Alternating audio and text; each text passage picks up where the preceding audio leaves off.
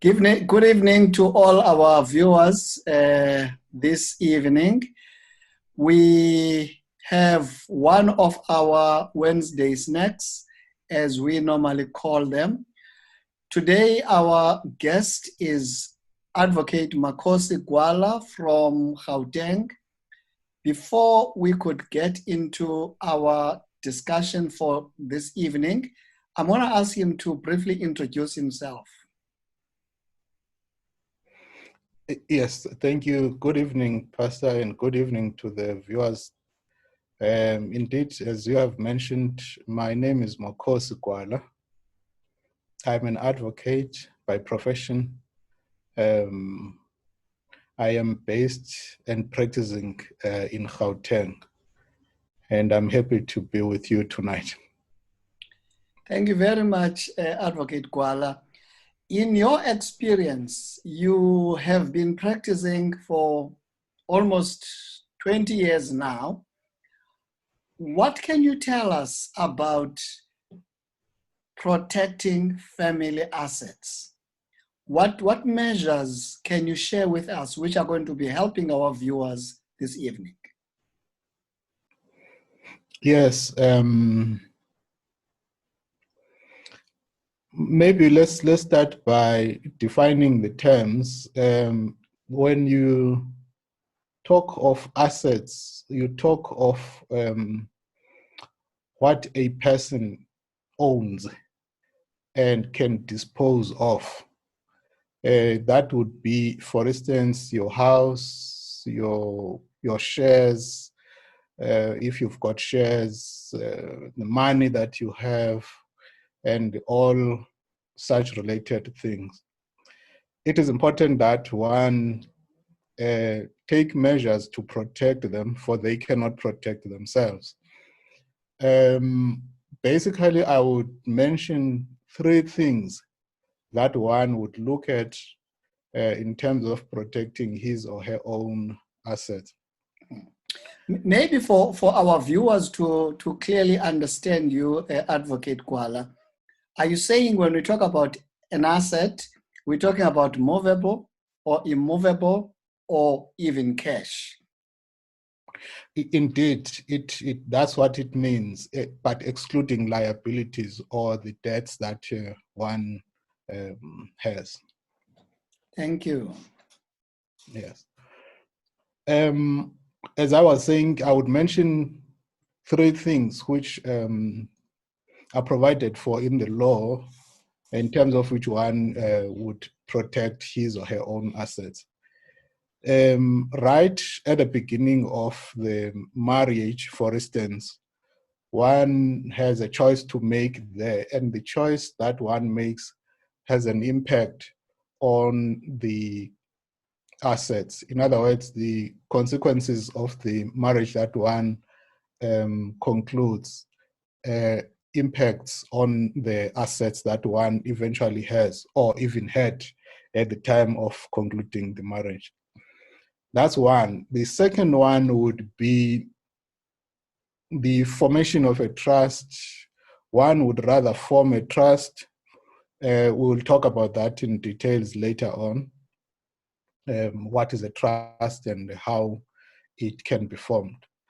And the third and the last one would be the writing up of a will, which is what one would do to regulate the distribution of his or her own assets at the point of his death or after his death. Thank you very much. I'm beginning to understand now what assets are and which measures can we use to protect those assets. Now, you've mentioned three important measures. You've mentioned a matrimonial regime, which a person is to choose, which could protect or could expose the assets to risks. And then you've also mentioned the issue of trusts in various forms, your family trusts, your education trusts, your business trusts. And you've also mentioned that beyond the life that we live, you also need something that is also going to assure those who remain behind that the assets that were there before are now shared according to the will of the person who worked for them. That we have shared those things with, I think, are very helpful to me, and I'm sure will be very helpful to our viewers at home. Maybe help us, Advocate Makhosi, to understand now each of these. When we talk about matrimonial regime, what are we talking about? When we talk about the will, what are we talking about? And when we talk about the trust, what is it really that we're talking about? And how are they really protecting our assets? Yes, thank you. Thank you for the question. Let's deal with each of these one after the other. Not necessarily in the order of preference. Let's start with the matrimonial regime. The matrimonial regime basically refers to, in simple terms, the law regulating your marriage. And this refers to those who are married, of course. And we are not saying those who are not married, their assets may not be protected. We will deal with that as we go on. In a matrimonial regime, we would say right at the beginning, when you intend to get married, you need to decide on the regime or on the law that is going to regulate your marriage. The choice you make has got an impact on the assets that either you own at the time of the conclusion of the marriage, or the assets that you shall own in the course of the marriage. Basically, we've got three types of marriages, I would say, and perhaps let's say two. You've got your customary marriages, which some people concluded or may conclude. And then you've got civil marriages, which is what the church is biased to. Just a word on customary marriages, and without getting into the details thereof. Those marriages are automatically in community of property, unless otherwise specified. In the past, that is before the year 2000, 15 November 2000, those marriages were automatically out of community of property. But the law has changed now. They are in community of property. But that applies to marriages entered into after 15 November 2000. Right. Insofar as civil marriages are concerned, those ones can be classified into three.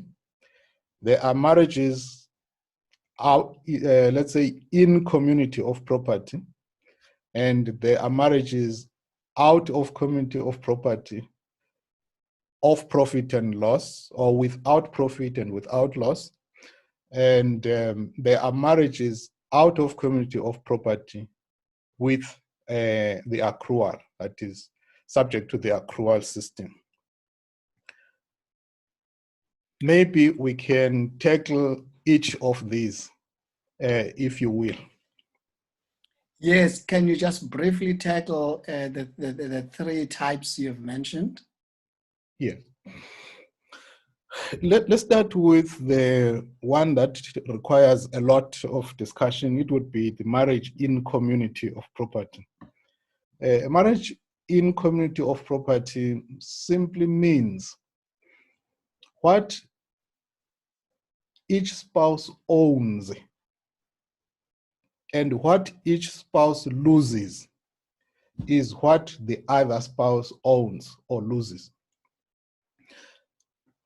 In simple terms, what is yours is mine, and what is mine is yours, or what is hers is mine, and what is mine is hers. That's what it means. The implications of this, firstly, let me highlight this. if you go to a marriage officer and you ask to be married, and you do not specify that you want a marriage other than in community of property, your marriage will automatically be in community of property. The marriage in community of property has the following consequences. Any asset that is acquired by one of the spouses in the marriage is regarded as a joint asset. Joint in the sense that it is jointly owned by the person who buys it or who acquires it and the other party who may have been passive in it. Make an example. If the wife buys a house and the husband is passive, is not contributing anything, that notwithstanding his passiveness, he is a joint owner of that property. Vice versa, if it was the husband who was acquiring the property. Similarly, if the husband acquires a debt or accumulate a debt or a liability, that liability impacts on the assets of the family in the sense that it is a joint liability that is of both the husband and the wife. This applies irrespective of whether the other spouse was a participant in the acquisition of that debt. I hope this is clear. If you acquire an asset married in community of property, well and good. That asset is jointly owned. That was the intention of both. That would have been the intention of both parties at the time of conclusion of the marriage. But the flip side of it is that if the other spouse accumulates a debt, that debt equally becomes the debt of the other spouse. Unfortunately, in this type of a marriage, if you come to if you enter the marriage and you have assets that you have already acquired before the marriage, those assets automatically become the assets of the joint estate. Similarly, if you had a debt that you had accumulated before the marriage, that debt becomes the joint liability of the estate. So if one gets to a marriage and is coming with a debt of 5 million, and the other one comes to the marriage with an asset of 5 million, both become jointly owned, both become the joint debtors or joint liable for the debt. On the other hand, they become the joint owners of the property. All right. The risk. Maybe one question from my side.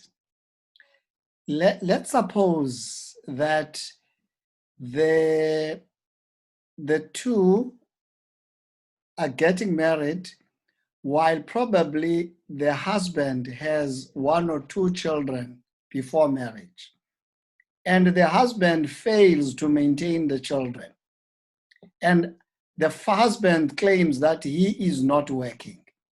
Can the law then say, since the wife is working, the maintenance must come from the wife's salary? Yes. In community of property. That is possible. That may happen, because those who need maintenance may simply sue the joint estate, or put differently, they will sue the husband who fathered them, and once they get an order directing that the father should pay their maintenance, they can come and execute on the properties of the joint estate. Mm-hmm. Mm-hmm. Okay. Yeah. Thank you. We're still coming now. I think you are coming with the risks. Yes. The risk attendant to this kind of a marriage is that, one, in the course of life, one may acquire debts or liabilities and become unable to pay them. Let's make an example here of a person who is, say, in a business. It's not necessarily a debt of the family, but it's a debt of the business. And he or she becomes unable to service that debt. The creditor will obviously sue that person and obtain judgment against that person, against that spouse who owes him or her. And he can come, the creditor can come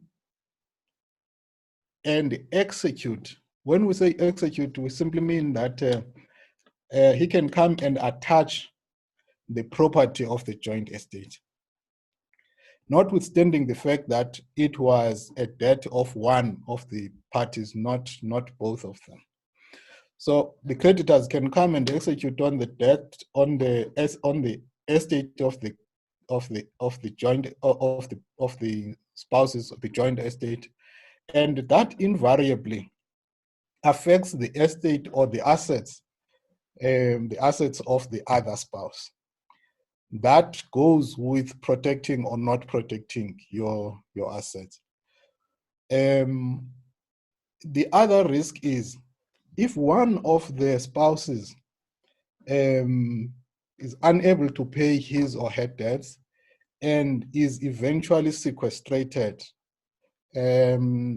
Simple terms, you are put under administration, your assets are administered, you can no longer acquire debts for a certain time, you can no longer acquire credit for a certain time. Both of you get affected because both of you will be placed under sequestration. Practically, the husband has a debt that he is unable to service, and the creditor follows up and he is unable to pay this debt.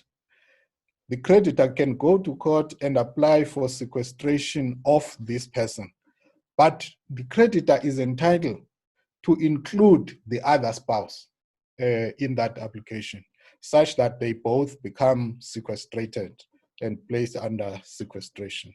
So that's one risk that is attendant with regard to the marriage in community of property. I'm not suggesting that it is a bad marriage to enter into. It is okay, but people should just be aware of it.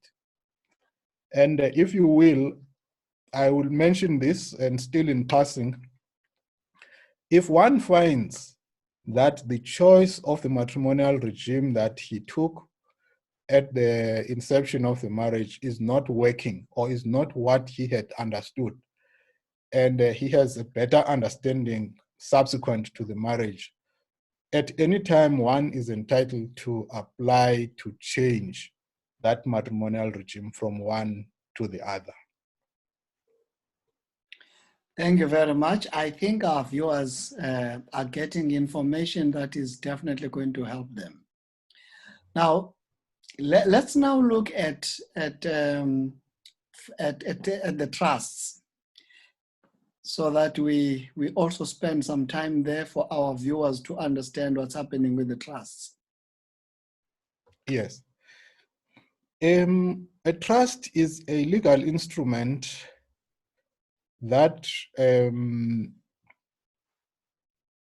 allows the property of one person to be placed under the control of another for the benefit of that person, of the owner, let's put it that way.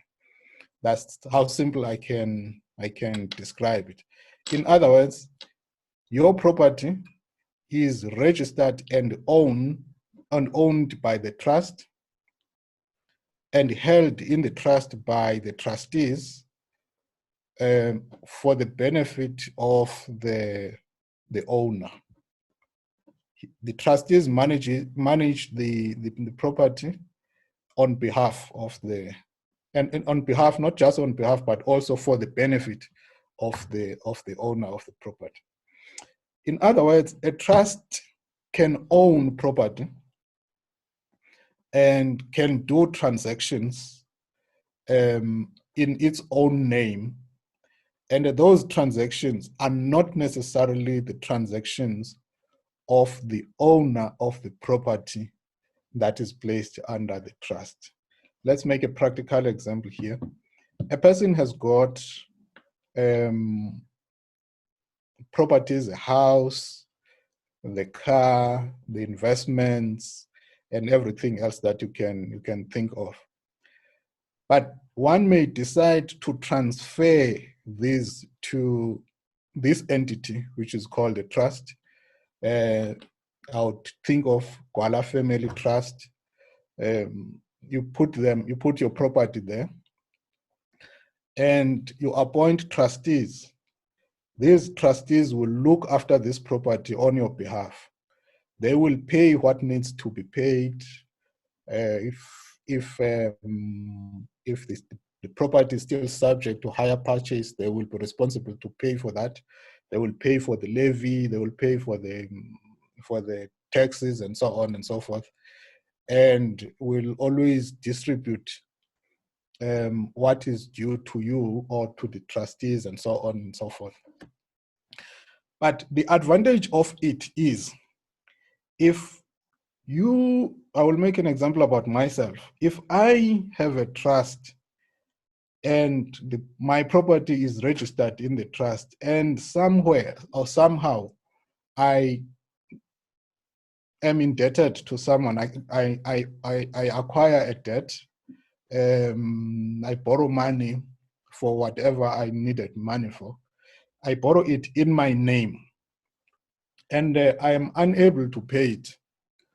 The creditors will always, as we said before, sue me and get a judgment against me. But when they come to execute, to attach my property, they will not be able to attach the property that is registered in the name of the trust, even though that property is mine, it is held there for my benefit. But since it is in the name of the trust, they will not be able to. But anything that they find in my name, that they may take.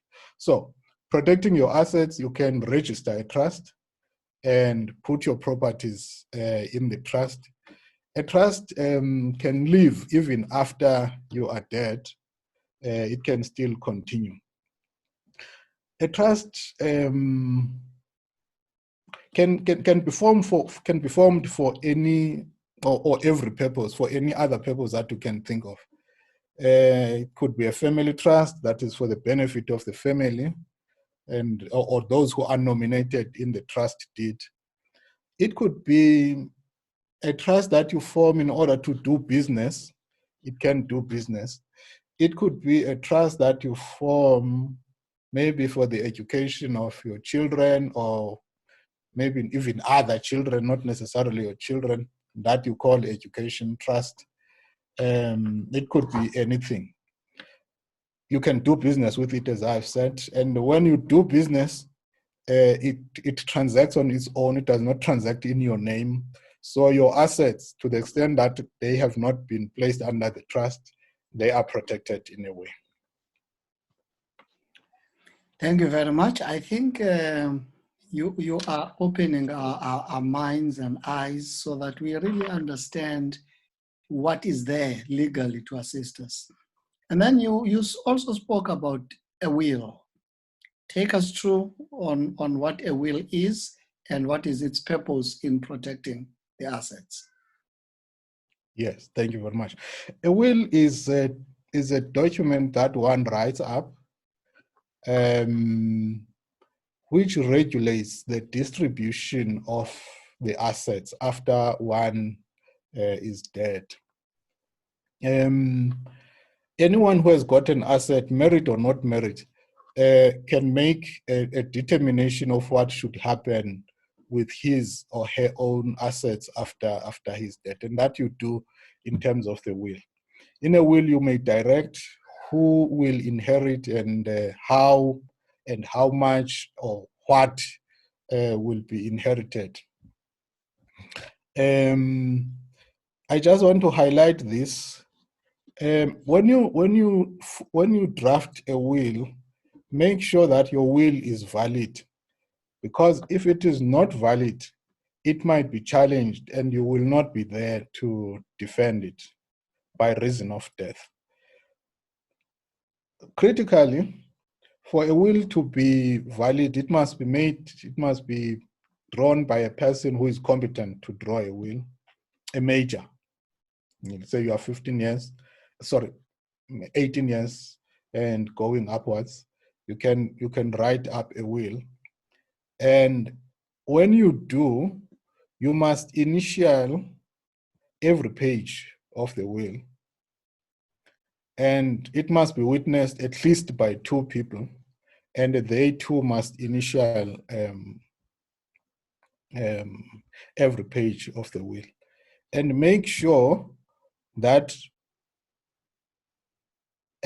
you revoke all other wills that you would have written up or made before, so that the last written will becomes the last will to be acted upon in the event you die.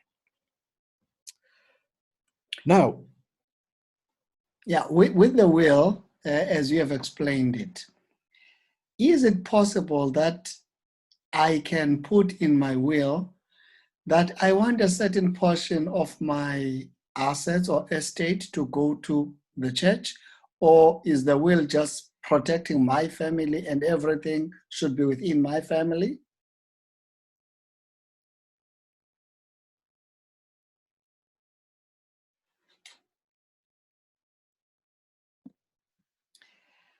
I need to recap or rephrase the question I've asked.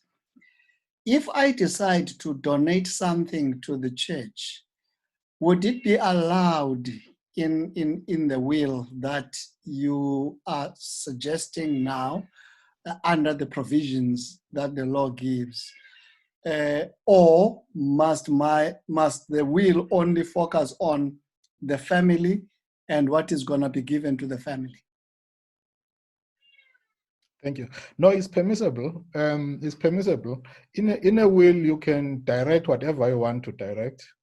If you want your assets, for instance, to go to the church, you make a provision for that in the will. You say, I direct that all my assets should go to the church, or a portion of my assets should go to the church, or a certain amount should go to the church. You are free to do so.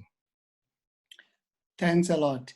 When we were talking about the matrimonial regimes, we only talked about in-community of property. I would like you now to talk to us about the antenuptial contracts, that is one with accrual system and the other one without gain or loss, as you put it nicely in your terms. Can you take us through so that we understand what's happening there? Yes. With your leave or permission, can I just say something on wills? Just to one thing that is important in the will, and then Go ahead. Yes, thank you. I'm mentioning this in relation to the trust. We spoke about the formation of the trust. In a will, you can direct that after you are dead, a trust be formed. And you can direct that upon the formation of the trust, all your assets may go to or should go to the trust for the benefit of whoever, for the benefit of your children, for the benefit of your wife, for the benefit of the church, if you so will, or any other entity that you want to bequeath your estate to. So you can form a trust by means of your will. This is called a testamentary trust, a trust that is formed on the basis of the will or as provided for in the will. Or you can form a trust whilst you are living. They call it inter vivos. That's what you would say. You are forming it for purpose of your business or your family trust, and so on and so forth. That's how you can form a trust. But reverting to your question, unless you have got a question on this one, reverting to your question about the antenuptial contract, I mentioned at the beginning that if you approach a marriage officer and you do not specify that you intend to marry out of community of property, that marriage will automatically be in community of property. Now, if you want to marry out of community of property, whether it's with accrual or without accrual, you need to enter into a contract with your prospective spouse that is going to regulate the arrangement that you will have, or that is going to regulate the marriage regime that you are entering into. That contract is called the antenuptial contract. Some call it ANC, or that's the acronym. That ANC, the antenuptial contract, is required for both marriage out of community of property without profit and loss, and it's required for marriage out of community of property with accrual. So if you are entering into a marriage out of community of property, you've got to have the antenuptial contract. It must be registered either before the marriage is concluded, or at least within 3 months after the marriage was concluded. Otherwise, your marriage, if it's not registered, then your marriage again will automatically be in community of property. We mentioned that in a marriage out of community of property, what is hers, and what is his. That is directed by this antenuptial contract, and of course by the conclusion of the out of community of property marriage. What are the advantages? Let's start with the out of community of property without profit and without loss. In that kind of a marriage, what the prospective spouse comes with in a marriage remains his during and after the marriage. If you come with assets, those are your assets. You can deal and dispose them in a manner you deem fit without the consent or the involvement of the other spouse. And no claim will follow from the spouse or the estate of the other spouse. The debts that you acquire, the liabilities that you came with to the marriage, and the liabilities or debts that you accumulate during the marriage, they remain your debts, and they do not affect the assets of the other spouse. That is the case in the marriage out of community of property in general.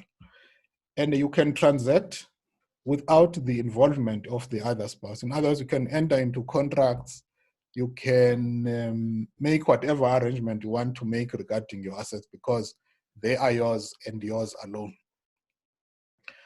But there is a marriage out of community of property with accrual. It resembles the marriage out of community of property without accrual, except that in a marriage, in this kind of a marriage where there is accrual system applicable, you decide at the conclusion of the marriage, suppose you come with assets and you come with debts, you may decide that the assets that I came with will remain my assets throughout and even after the marriage. And remember, a marriage can terminate either by death or by divorce. So when I say after the marriage, that's what I'm referring to. But the estate, the assets that you acquire during the marriage, there is a lot to say about. Those assets will remain your assets throughout the marriage, but at the termination of the marriage, be it by death or by divorce, those assets that shall have accrued during the marriage shall now become subject to the accrual system. The accrual simply meaning that it has accrued during the marriage, so it must be taken into account in the division of the estate. Perhaps the use of the word division is unfortunate when the estate is dealt with. It is best explained by an example. I'll make an example. The prospective spouse, let's say the woman in this case, comes to marriage with the assets valued at 5 million. And the husband comes to the marriage with assets valued at 1 million. The wife can decide, or in fact, both parties may decide to say, what we are bringing will remain separate. If I brought 1 million, that 1 million remains mine. She brought a 5 million, that 5 million remains hers. And then what we acquire during the marriage remains mine, and it remains hers, that which she acquired. But when the marriage concludes, or when the marriage ends, we now look at the value of what was accumulated, or what has accrued to each of the spouse's assets. Let's make an example again. The assets of the wife that she accumulates during the marriage are valued at 10 million, and the assets of the husband are valued at 3 million. And the difference then is, the difference is 7 million, isn't it? I hope my calculation, my mathematics is correct here. The difference is 7 million. It means the estate of the husband has got a claim against the estate or the assets of the wife to the value of the difference between the two.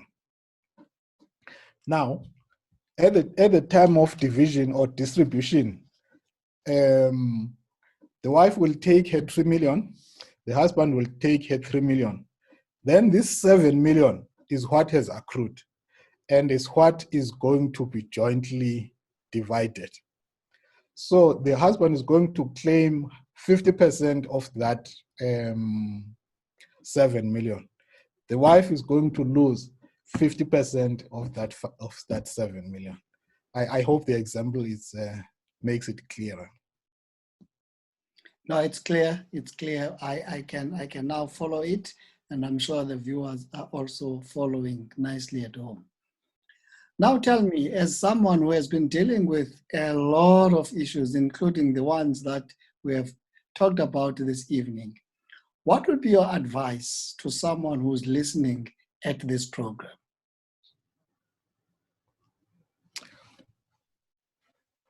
The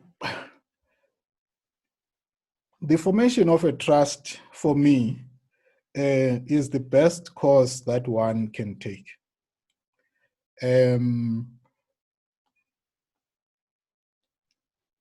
I think it is the best that can protect the family as a whole. But of course, the formation of a will can never be under stated, the one has to have a will. The will eliminates a lot of issues that arise. For instance, one knows where what is, that is, what properties are there, and you are able to collect them with ease without difficulties, and you are able to distribute them with ease without any difficulties. That those two for me are very critical. The marriage issue, it's a choice that people can make, but whatever choice you have made, one should consider these two. The will is a showcase; it must be there. But the formation of a trust seems to me palatable or appetizing than any. The formation of a trust is important, especially if you have minor children.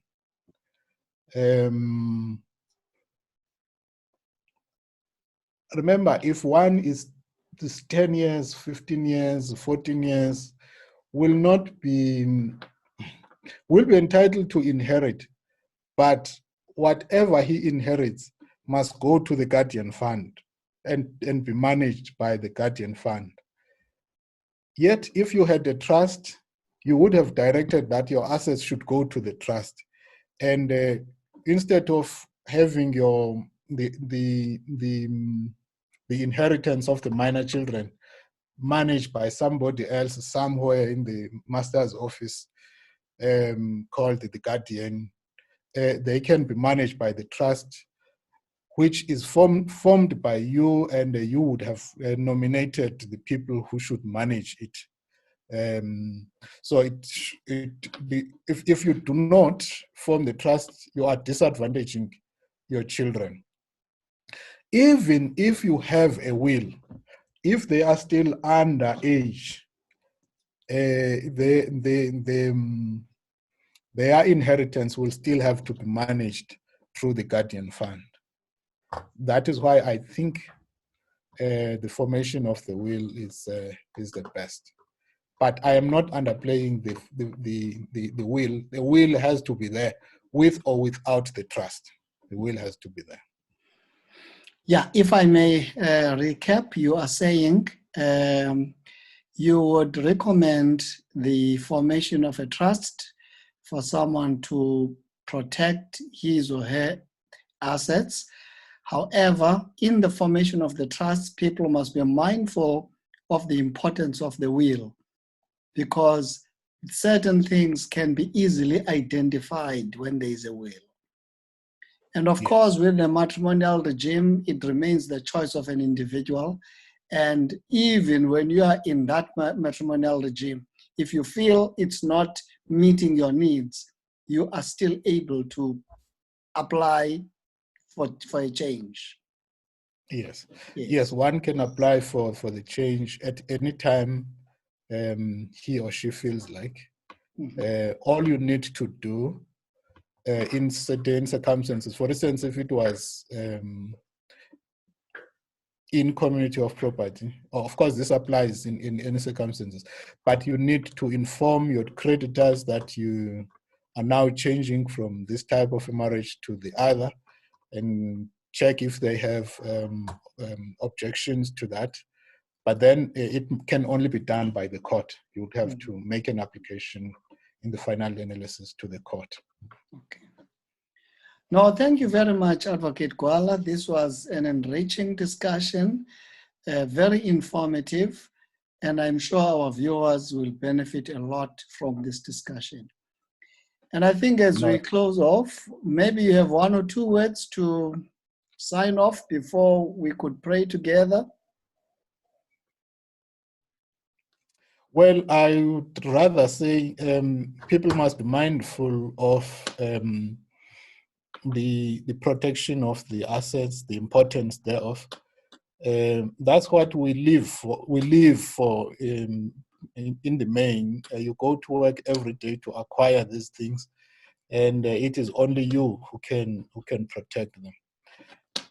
The attorneys, the lawyers, as they are known, could assist in the formation of the trust and in the writing up of the will.